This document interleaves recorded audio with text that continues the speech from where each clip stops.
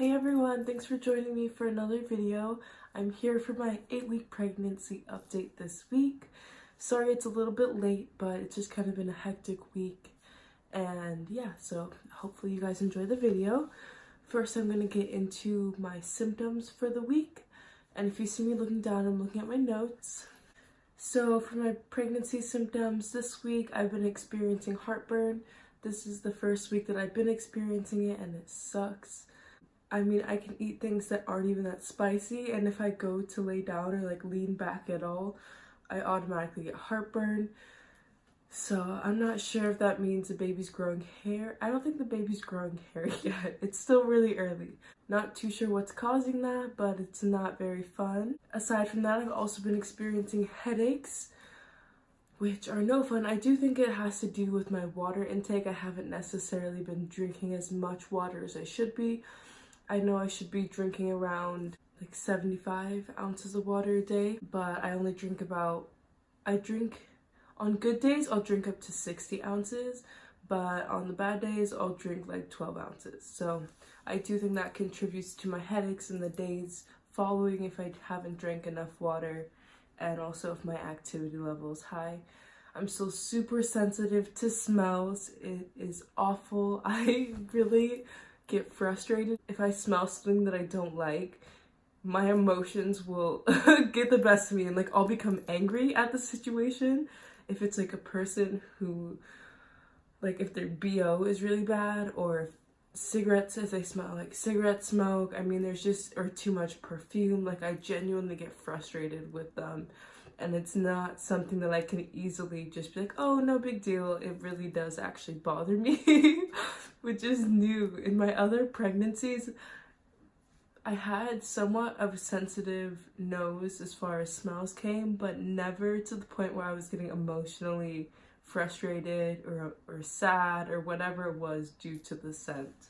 I've also been experiencing nausea and throwing up. I have thrown up a couple more times this week, which has been awful. I hate throwing up. It just is painful. It like burns my throat, and it's just the worst feeling ever, throwing up. I've noticed that if I wake up and I don't eat right away, which I can't because of this medicine I'm taking for my thyroid, I have to wait 2 hours to eat after taking that in the morning, and I've noticed that I get these extremely sharp, painful stomach cramps, and like it's like a nauseousness, but then it comes with like physical sharp pain in my stomach when I haven't eaten. So it's really something like I can't ignore it. It's awful. It takes a toll on me. I've still been having very vivid dreams, and a lot of them are actually nightmares, which makes it hard to sleep because these dreams are so vivid that they feel like real life. And in a lot of them, like someone's trying to kill me, someone's trying to kidnap me. Very fearful dreams, and they're so realistic that when I wake up, I remember them, and the whole day I can remember every single aspect of the dream. I've been having lots of cravings. My cravings, I have both salty range and the sweet range. So for my cravings, cheese has been one of the biggest cravings I've been having. I want cheese on everything. I want it every meal. I want chips. That's another one of my cravings, but they have to be cheddar chips, whatever kind I'm getting. Even if it's popcorn, like I need cheese. I don't know why. It's super weird. And even bacon. I've had to buy bacon multiple times at the store this week because my body cannot get enough of it. And I know it's not the healthiest thing, but at the same time, I'm eating what I enjoy, honestly. I need to eat it. My body craves it intensely, and it's delicious. Aside from that, more on the sweet side, what I crave is like fruits. That's the biggest thing. I'll be able to eat like a pack of strawberries in a day. Really any fruits that are kind of like tangy or tart or anything like that, I cannot get enough of. They're so delicious. I love strawberries, blueberries, peaches. Just thinking about it, I wish I had a huge bowl of fruit right now and was eating it. But aside from that, my other sweet cravings have been like chocolate or like cookies or things like that. So not the best, not the healthiest cravings, but I am aware and conscientious of what I'm eating. Those are really all the pregnancy symptoms I have down. I also want to start including in these videos what my goals are for the upcoming week. So I'm just going to let you guys know my upcoming goals for the week. One of my goals is to continue packing because I'll be moving in April. I know it's kind of far away, but my apartment needs to be packed and decluttered and everything like that. So that's one of my goals.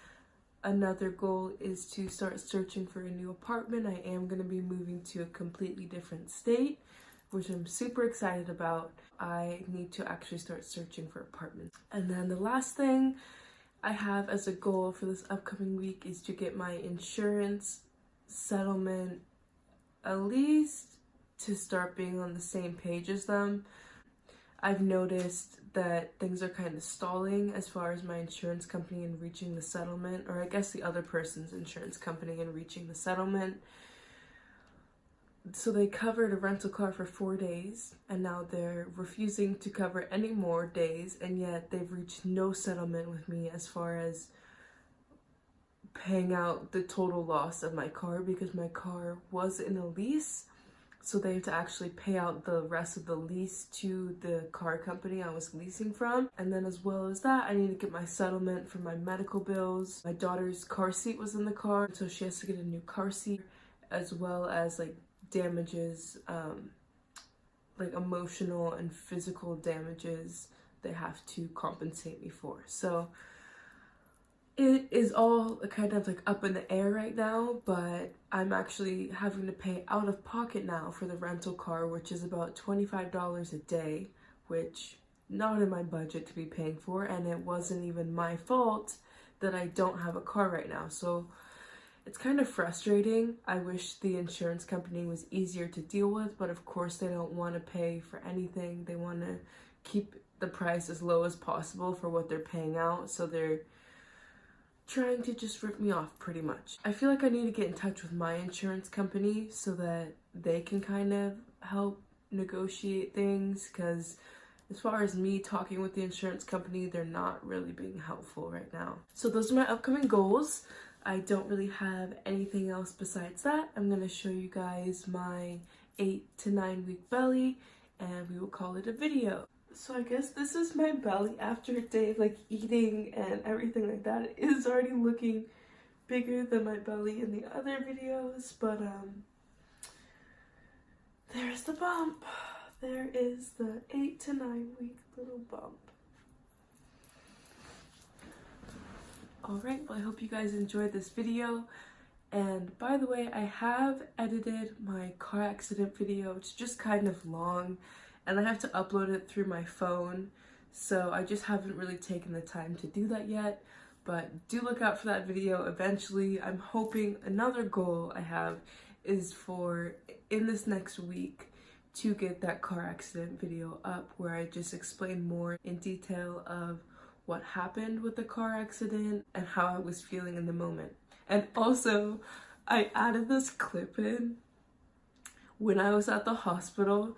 You guys, when I was there for about 6 hours, and there's this guy. So I had my own room at first, and I could still hear this guy when I first came to the hospital, and when I got into my own room, I heard this guy, and he's going, "Help!"